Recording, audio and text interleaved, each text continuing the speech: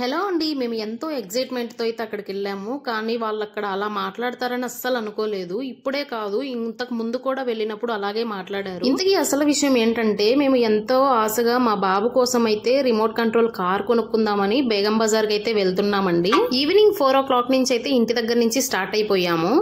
రివ్వున ఎగిరే గువ్వా నీ పరుగులు ఎక్కడికమ్మా అని నా జుట్టు చూడండి ఎలా ఎగురుతుందో అసలు. అక్కడికి 4:45 అయితే రీచ్ అయిపోయామండి. ఫుల్ ట్రాఫిక్ అన్నమాట. ఇదే అండి బేగం బజార్ అంటే, ఏమీ ఉండదు, అన్ని షాప్స్ ఉంటాయి.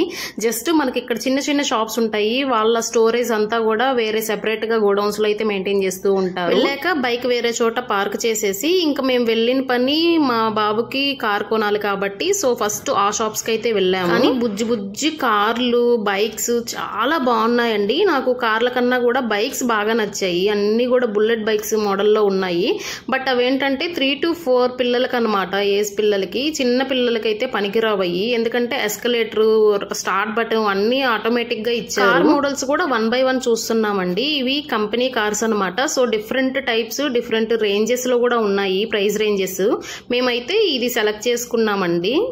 వీటిల్లో music, lights and automatic spring, seat belt ఇవన్నీ కూడా అటాచ్ చేసి కార్ ఆపరేట్ చేసేదానికి మనకి ఇలాంటి రిమోట్ అయితే ఇస్తారండి. అండ్ కార్ కి ఒక చార్జర్ కూడా ఇస్తారనమాట. సో చార్జర్ వెరీ ఇంపార్టెంట్ అండి. దీనికి మనం వాడే ముందే అట్లీస్ట్ 3 hours అయినా ఛార్జ్ పెట్టుకుంటే 1 hour అయితే మనం యూజ్ చేసుకోవచ్చు అనమాట. దీన్ని కంప్లీట్ గా మనం ఛార్జ్ పెట్టుకుని అయితే సైడ్ మళ్ళీ వస్తాము అని చెప్పేసి బయటకు వచ్చేసి అక్కడే పానీపూరి బండి ఉన్నిందండి. దహి కట్లెట్, ఆలు కట్లెట్ అండ్ పానీపూరి అవైతే తినేసి వచ్చాము. ప్యాకింగ్ అయితే ఈ బాక్సుల్లో చేసిస్తారండి. మనం ఇన్స్టాల్ చేసుకోవాల్సి వస్తుంది ఆఫ్టర్ డెలివరీ అయిన తర్వాత. ఎందుకంటే ఎలా ఉంటే అలా పెట్టేసి ప్యాకేజ్ చేసేసి డెలివరీ ఇచ్చారు అని అంటే కొన్ని పార్ట్స్ డ్యామేజ్ అయ్యే అవకాశం ఉందంట.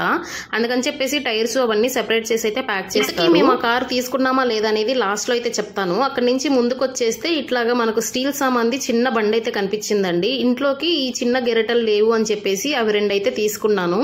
ఏదైనా గానీ 25 rupees ఈచ్ అని చెప్పారు. ఇవే కాకుండా ఇంకో 4 సెట్ బాక్సులు అయితే తీసుకున్నానండి. నార్మల్ గా చిన్న చిన్నవి బాక్సులు అనమాట, అంటే నెయ్యి, ఆయిల్ ఇవి వేసుకునే దానికి. అప్పటికే టైం అయితే 6 దాటునిందండి. ఈ బేగం బజార్ లో మనకు దొరకని వస్తువు అంటూ ఏమీ ఉండదు. ఇంట్లో వాడే టిష్యూ దగ్గర నుంచి ప్రతి ఒక్కటి కూడా అవైలబుల్ లో అయితే ఉంటుంది. బట్ ఇక్కడ అన్ని కూడా హోల్సేల్ ప్రైజెస్ లోనే ఇస్తారు. మేము బైక్ అయితే వేరే చోట అయితే పార్క్ చేసామండి. మేము కొన్నయి ఇట్లాగా ఇంకా కవర్ లో వేసుకొని అయితే తీసుకెళ్తూ అక్కడికి నడుచుకుంటూ అయితే వెళ్తున్నాము.